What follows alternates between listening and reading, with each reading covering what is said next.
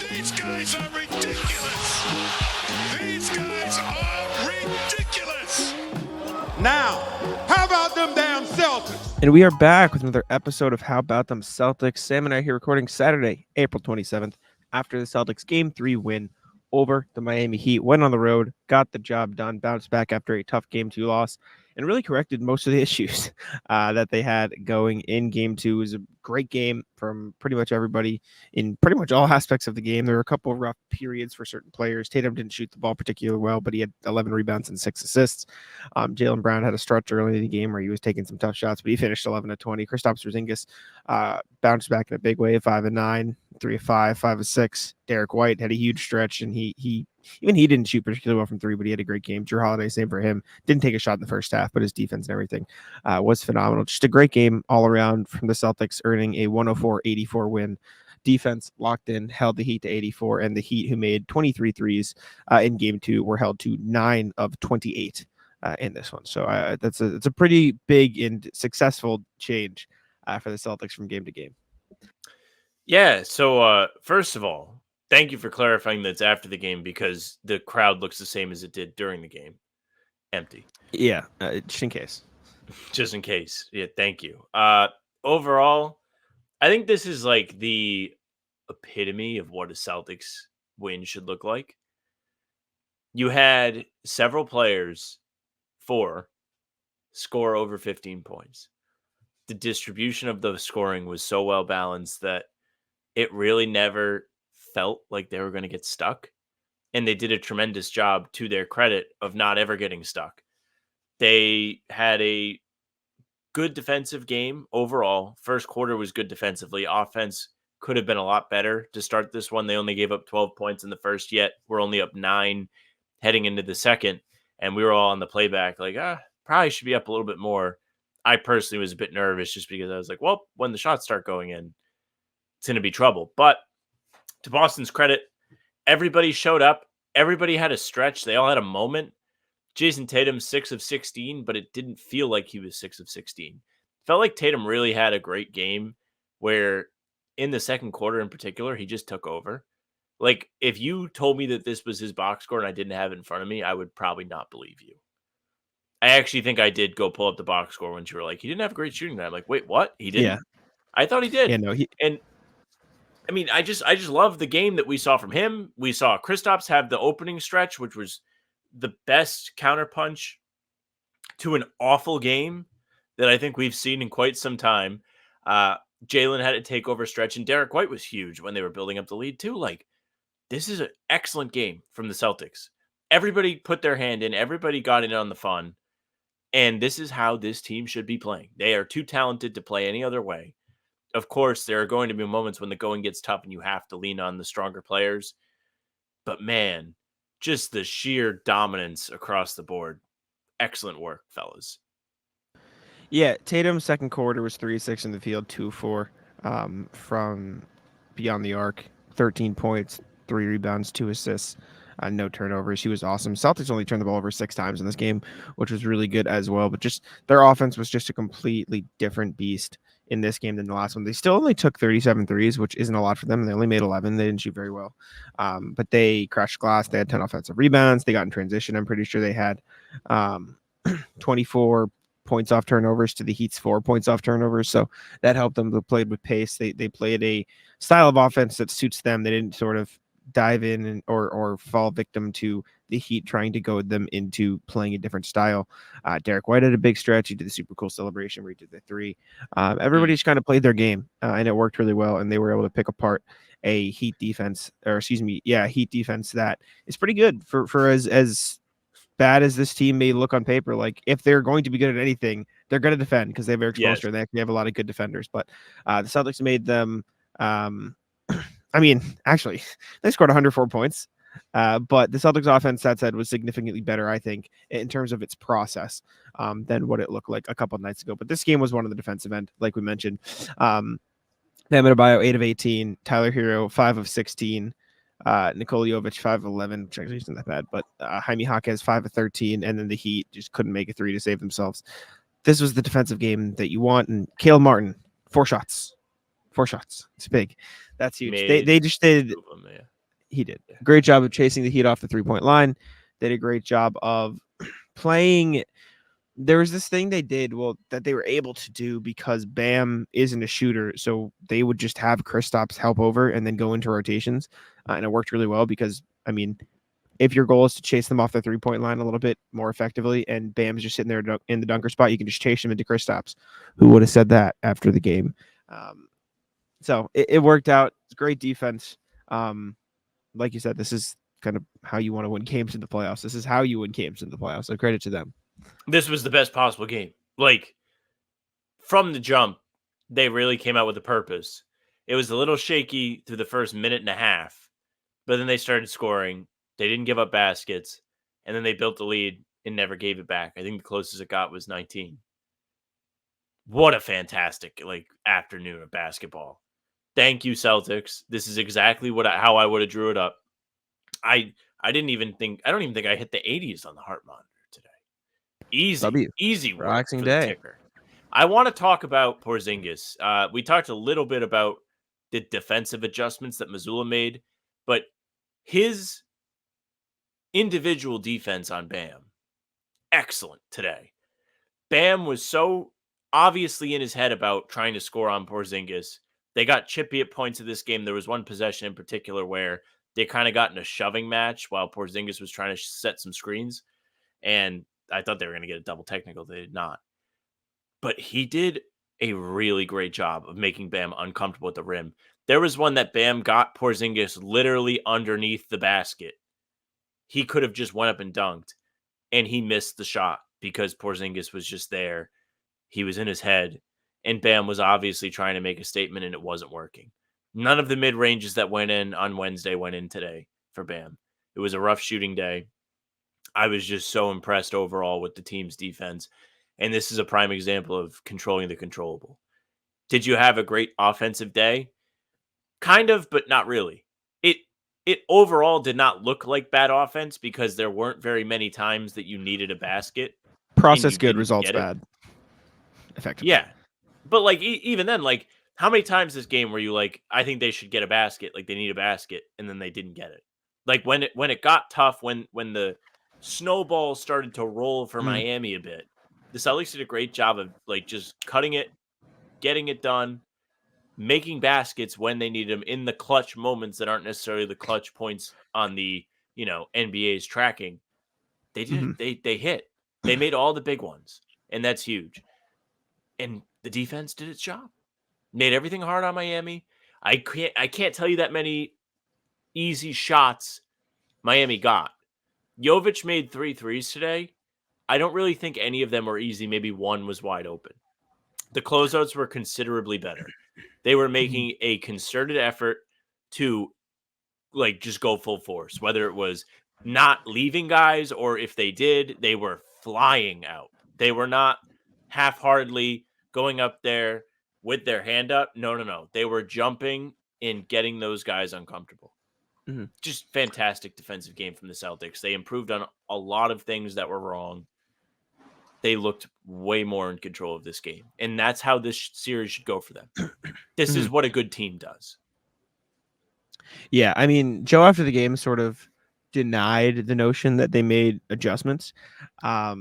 He was asked about adjustments, holding them off 3-point line. I think Bobby Manning asked him, and he said, "Yeah, that word, it's just such a trigger word this time of year. We didn't make too many adjustments. We just played a little bit harder. We played tougher. We dictated the physicality and the tempo of the game. And it's the simple things that you have to do under a higher level of stress, higher level of adversity. So I thought our guys did a great job of dictating that today."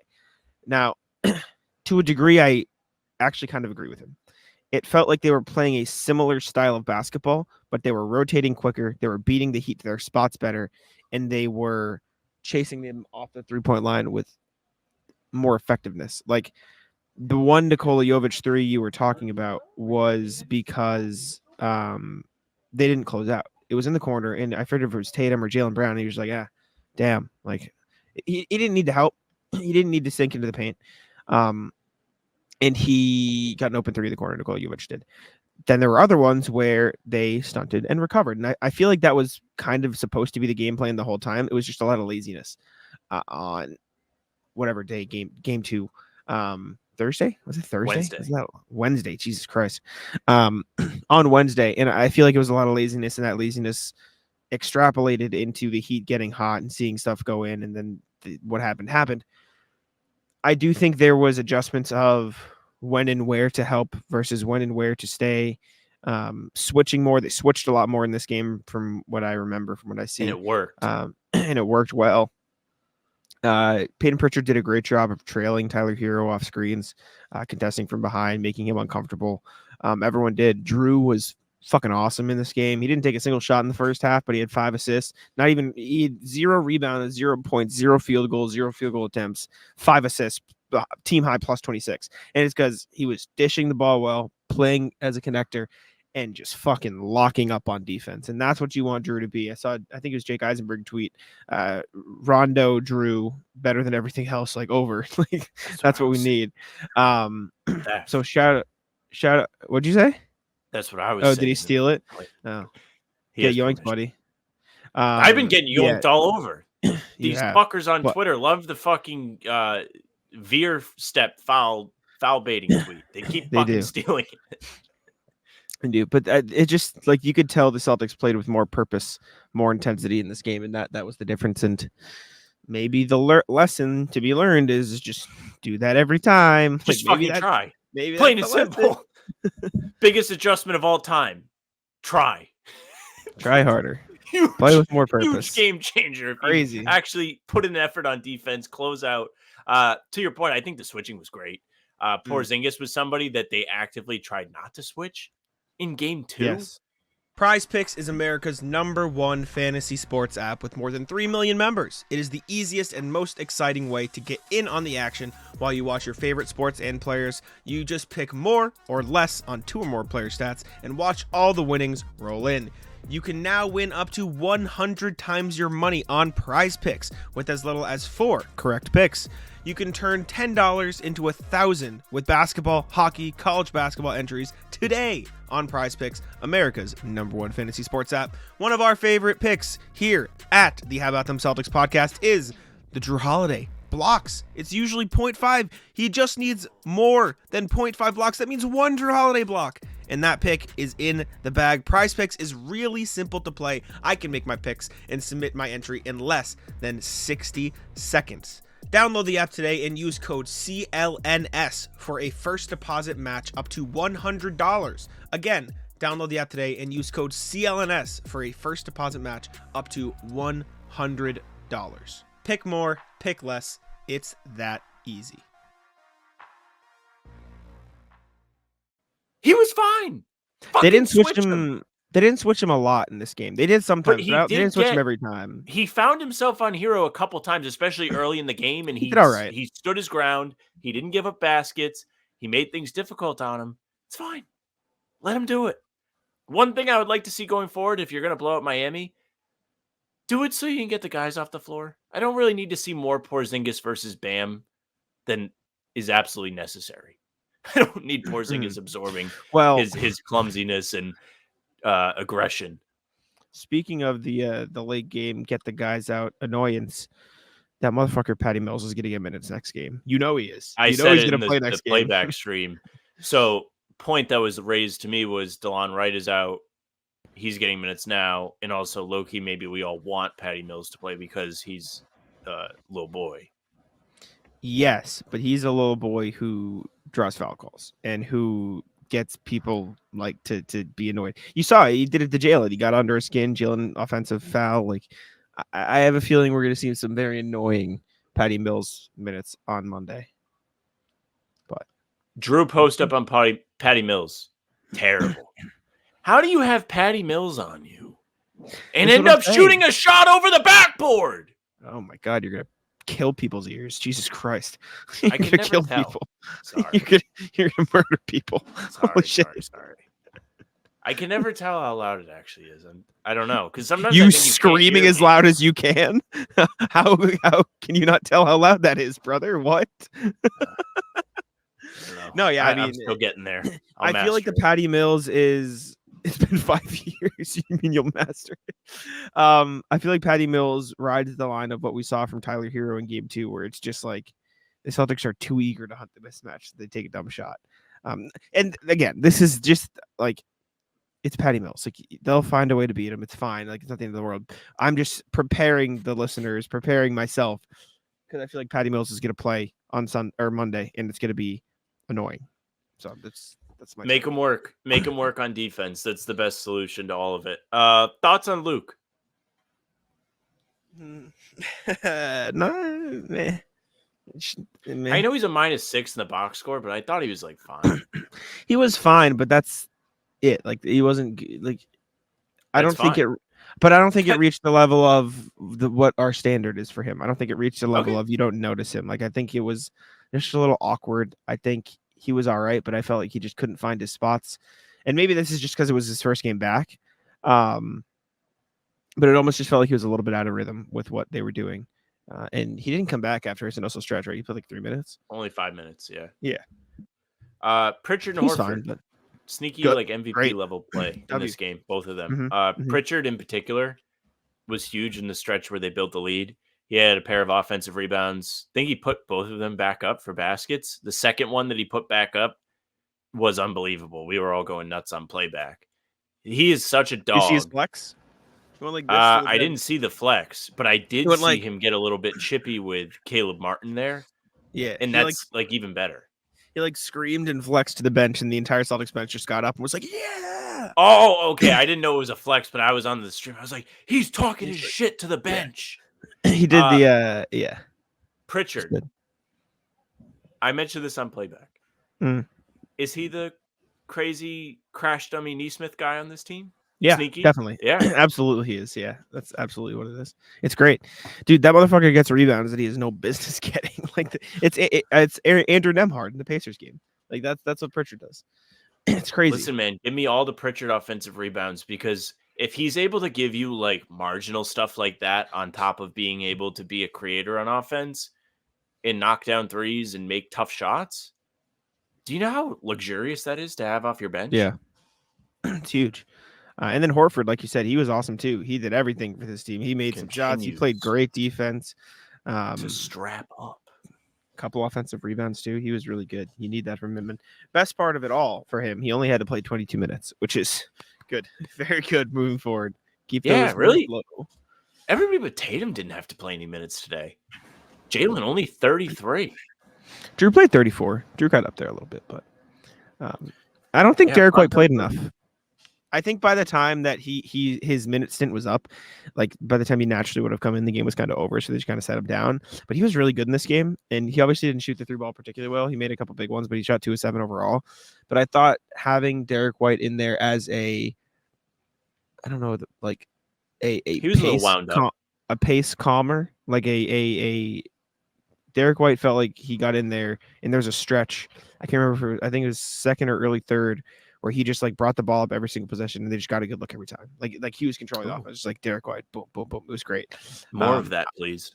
I thought Derek White was really good when they let him play in that point guard role. And so I'd like to see more of that. But that said, Tatum did a good job in the role too. He made the right plays. He did the right things. The Heat showed a little bit of that double team again that they had in game 1, and they read it and they played well out of it.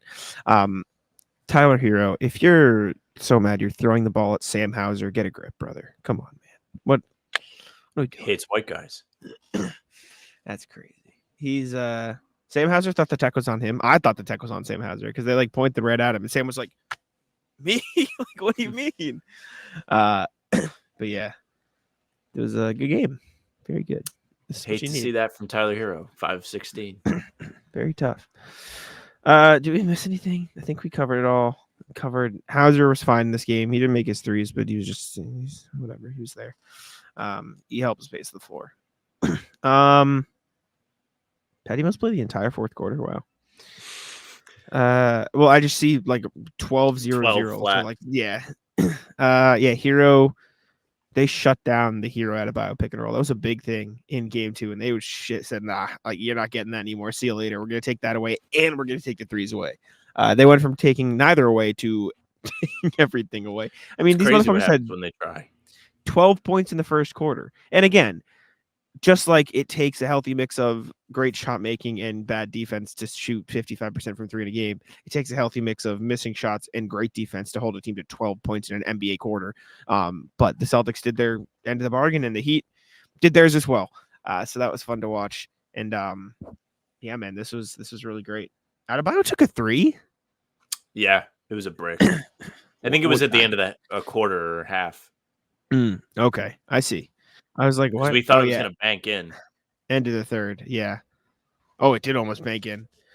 You know what's super weird? So I watching all these clips like in real time and watching stuff pop up on the feed. Our seats were up that way behind me. But when we're at the Garden, our seats are on the other side. So when we're at the Garden, we're watching the game from the view you see on TV, but we're watching it the opposite. And so I got really thrown off when I saw clips. I was like, wait, I thought that was on the other side, but it's because, yeah, you know what I'm saying? Imagine if they had like a symmetrical logo too. Like at least like if you're like looking at the Heat logo, you're like, well, it might be upside down. And the word, I mean, it says Kaseya Center right on the. It was just like disorienting. Like I knew what was what and what was happening. It was just like the first clip I saw, I was like, wait a second, and then it clicked. I will say, the Heat's seating is very cool. Like the little orange like wave they have going throughout the red is very sick. So credit to them for that. Yeah, except it makes it look like it's so obvious when no one is there. Well, it doesn't help when they put white shirts in all the seats and they're still on the fucking seats halfway through the game. Did you find any white shirts? No, I think they took them all.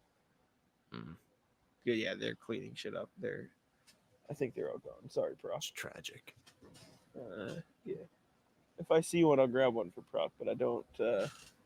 I think they yoinked them all as soon as the game ended because I see nothing. Tough.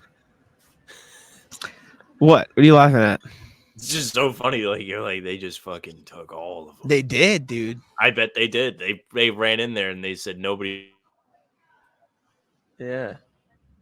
Fuck them all media up. Members. Well, media members probably shouldn't be. Game? No, I didn't. I'm gonna share screen. Well, they probably don't want the media members taking the shirts. It's probably not the point of that. I feel like it's maybe frowned upon for a media member to take a shirt, but for a friend I would. But I don't think. I think the media members get a bad rap. Oh, Jesus Christ. He looks like Vector. He's literally the most easy guy ever to hate. Do you know who I'm talking about?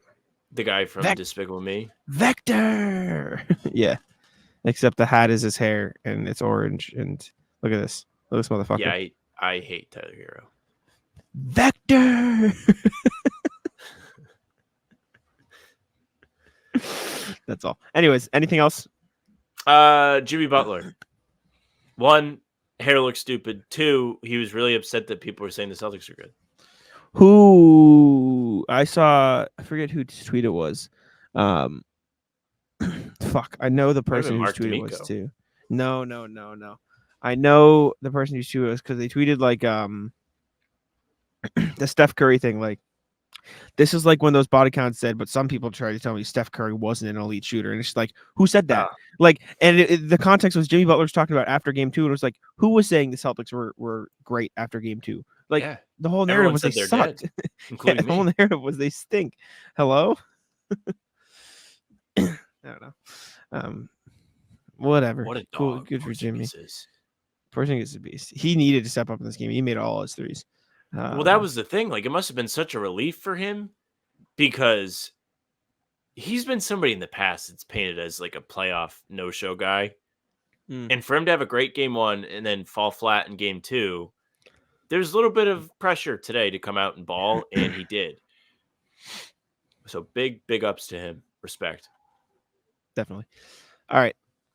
Let's get on out of here. Appreciate y'all for tuning in. I'm exhausted. I need to go sleep and shit. Leave a like on the video. Make sure to subscribe. I forgot to say that at the start, but it is what it is. I'll let Sam wrap it up. Yeah, thank you very much for listening and watching. Make sure you subscribe to the YouTube channel. Hit the notification bell so you don't miss any of our daily uploads. We're coming at you with something new every day at 5 a.m., whether it's pods Tuesday, Thursday, and typically Sunday. You're getting just the game recap today. Pod came out yesterday, so go watch it because like nobody did.